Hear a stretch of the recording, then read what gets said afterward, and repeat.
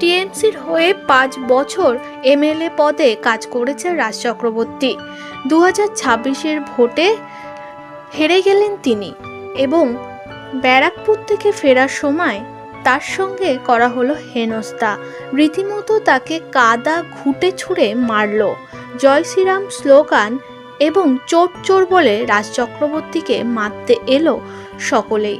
তাকে যেন ধরে বেঁধে নিয়ে যাচ্ছে পুলিশ এবং কিছু বডিগার্ড মিলে। তাকে রক্ষা করা যাচ্ছে না। ভোটের আগে শুভশ্রী গাঙ্গুলিকে নিয়ে নানান জায়গায় ভোট প্রচারে বেরিয়েছিল রাজ চক্রবর্তী। শুভশ্রী গাঙ্গুলি জানিয়েছিল যে বাইরে থেকে সব অসুরের দল আসে, কিন্তু আমাদের মা দুর্গা সকলকে দমন করে দেয়। কিন্তু সেই কথাগুলো যেন নিমেষেই মিথ্যে করে ফেলেছে আমজনতা।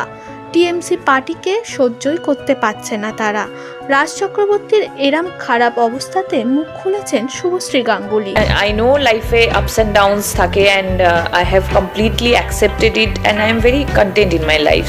গতকাল ভোট নির্বাচনে হেরে আজ সকালেই ছেলে বউকে নিয়ে দেশ ছাড়তে দেখা গিয়েছে রাজ চক্রবর্তীকে। এয়ারপোর্টে তাকে সাংবাদিকরা ঘিরে ধরলে তিনি বেশি কথা না বলেই সেখান থেকে পালিয়ে যান।